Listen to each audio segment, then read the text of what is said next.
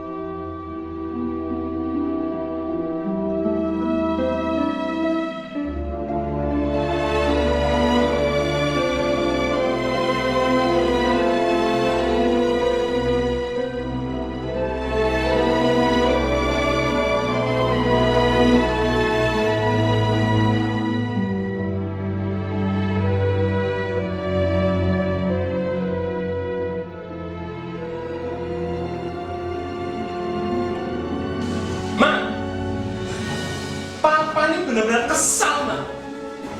Mama selalu saja tidak bisa tunjukkan sikap sebagai istri yang baik, yang tunduk pada suami. Cuma Mama yang salah. Terus, Papa gimana?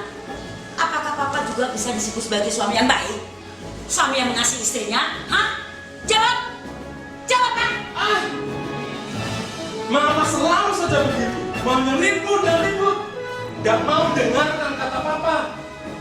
Papa bisa menjelaskan, tapi ya sudah. Pak! Sudah. Pak!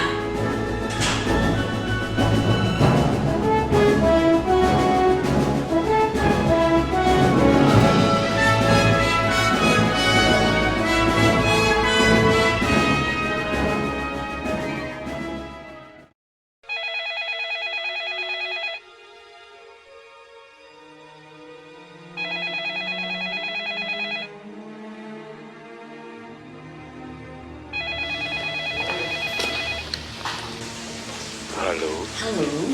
apakah ini rumah Bapak Hendra? Iya, Pak, betul. Saya ada kabar. Dari mana? Saya dari kepolisian.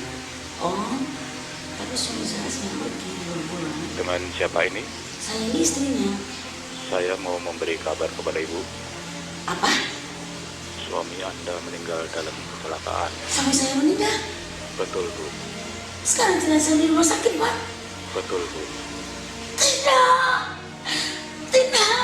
Suami saya tidak boleh meninggal. Tidak. Suami saya tidak. Suami saya jangan mati.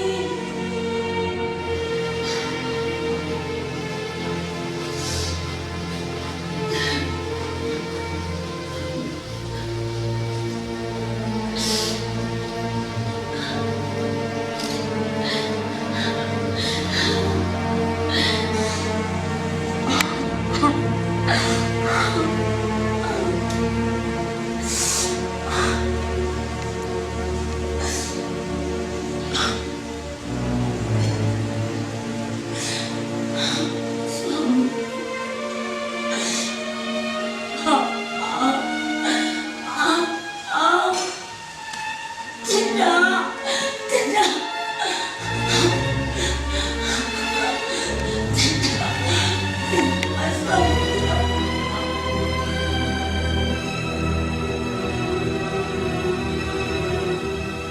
Ma, Siapa kamu? Mama. Ma, Tidak. Tidak. Kamu siapa? Kamu siapa? ini aku, Ma. Suamiku sudah mati. Selamat ulang tahun, Ma. Tidak. Aku Hendra, Ma. Aku Hendra, suamimu. Suamiku mati kecelakaan. Ini aku Hendra, Ma. Tidak. Suamimu. Tidak. Aku masih hidup, Ma. Kamu setan. Aku masih hidup.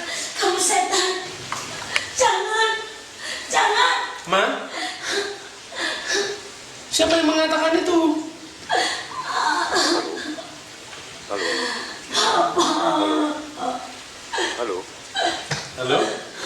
Dengan siapa ini? Ya, saya Hendra. Saya sendiri Hendra. Dari mana ini ya? Saya dari kepolisian. Kepolisian. Bapak Hendra meninggal dalam kecelakaan. Oh, pasti ada kesalahpahaman tuh, Pak. Bisa Anda jelaskan? Oh, iya. Oh, gini. Tadi saya beli bunga untuk istriku yang sedang ulang tahun hari ini. Tapi dompet saya kecopetan. Kami menemukan kartu identitas atas nama Hendra. Oh, rupanya copet itu terus ketabrak mobil. Anda bisa kemari? Oh, iya. Oke, Pak, saya akan segera mengurus ke sana. Terima kasih, Pak.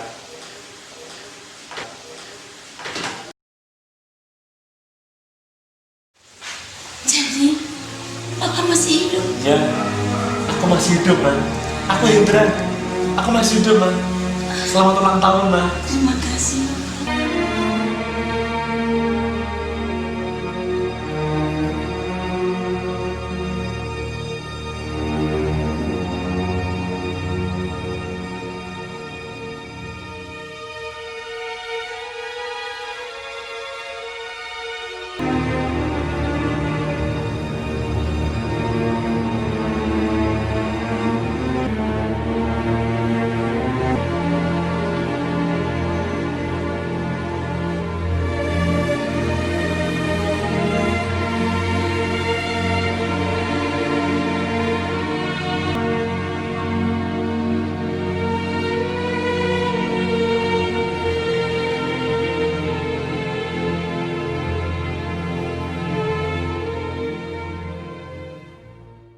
Fragmen kehidupan ini mengejutkan dan sekaligus menggelikan.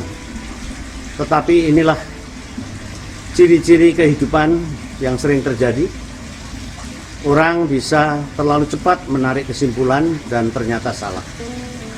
Atau orang bisa gampang sekali percaya dengan mitos-mitos, dongeng-dongeng, dan akhirnya dibuat bingungnya sendiri.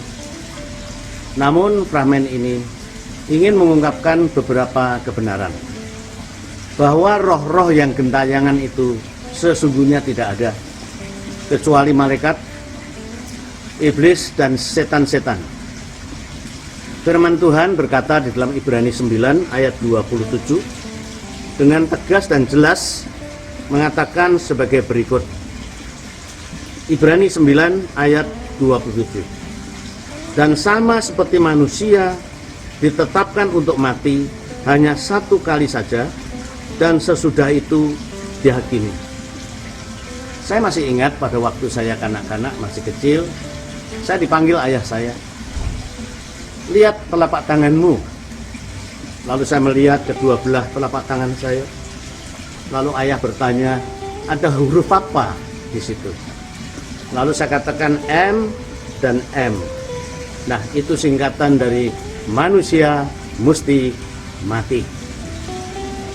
Bukan hanya itu, tetapi kita harus waspada karena firman Tuhan yang berikut di dalam 2 Korintus pasal 11 ayat 14 mengingatkan kepada kita agar kita hati-hati bahwa malaikat itu bisa ditiru. Bahkan iblis bisa menyamar seperti malaikat. Saya bacakan. Hal itu tidak usah mengherankan, sebab iblis pun menyamar sebagai malaikat terang. Nah, kata yang dipakai di sini adalah sebagai malaikat terang, bukan menjadi malaikat terang. Iblis tidak bisa menjadi malaikat terang, tetapi dikatakan di sini oleh firman Tuhan, iblis bisa menyamar sebagai malaikat terang. Dengan demikian kita harus hati-hati dan jangan mudah tertipu dengan roh-roh yang gentayangan seperti itu. Bahwa kesimpulan yang salah bisa terjadi. Bila itu terjadi karena kecurigaan itu lebih menguasai hati kita daripada cara-cara komunikasi yang benar dan baik. Misalnya berdialog secara terbuka, saling percaya, saling mengerti. Dan kesimpulan yang salah bisa mengakibatkan juga sesuatu yang salah. Sikapnya salah, perilakunya salah, dan bisa membuat orang jengkel, marah. Dan kalau ini dilanjutkan, bisa menghancurkan keutuhan rumah tangga.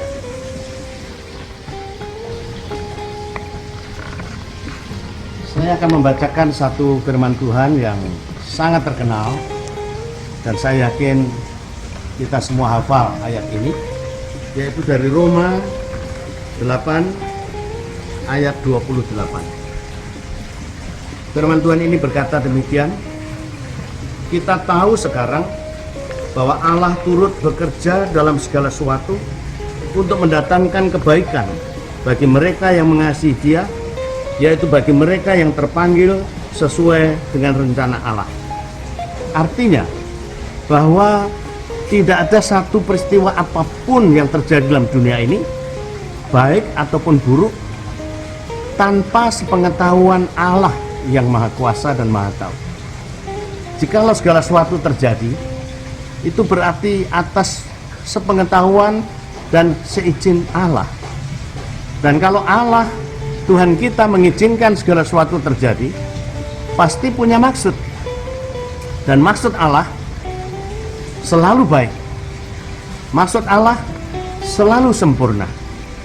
Itu sebabnya Rasul Paulus melanjutkan di dalam 1 Tesalonika 5 ayat 18. Karena itu ucapkanlah syukur senantiasa, karena itulah yang dikehendaki Bapa.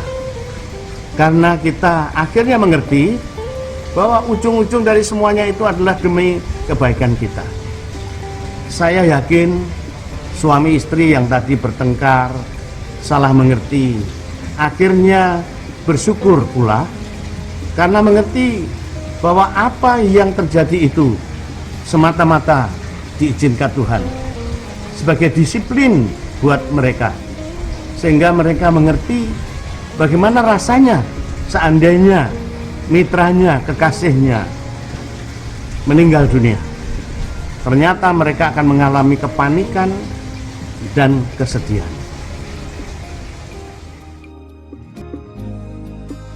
Begitulah fragmen kehidupan manusia ini. Kalau berdekatan dan sering bertemu, seringkali merasa bosan, bahkan bertengkar.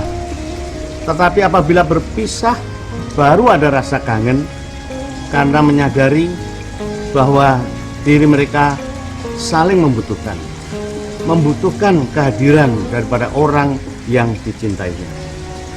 Kalau begitu, mengapa kita tidak saling mengasihi, memperhatikan, dan melayani selagi masih ada Dia? Firman Tuhan dalam Efesus pasal 5 ayat yang ke-16 mengingatkan kita sebagai berikut. Pergunakanlah waktu yang ada, karena hari-hari ini adalah jahat. Pergunakanlah waktu, kairos, kesempatan yang ada, karena waktu-waktu ini adalah jahat. Artinya, jikalau kita tidak menggunakan kesempatan waktu itu dengan baik, maka kejahatanlah yang akan memanfaatkan kita. Jadi, selagi masih ada Dia, mari kita mengasihi dan mari kita melayani Dia. Sampai jumpa di episode yang akan datang. Tuhan memberkati. Kehidupan rumah tangga memang kadang tidak menentu. Kadang masalah-masalah kecil karena salah berkomunikasi berujung pada perdebatan dan pertengkaran. Dan kalau itu terjadi dengan Anda, dengan rumah tangga kita, stop sampai di sini. Mari kita berdamai dan segera saling mengasihi. Selagi masih ada waktu, mari kita saling mengasihi, tidak hanya dengan perkataan, tapi dengan perbuatan dan dengan segenap hati. Tetap jaga kesehatan, terapkan protokol kesehatan. Sampai bertemu dalam Fokus Christophirus berikutnya. Tuhan memberkati.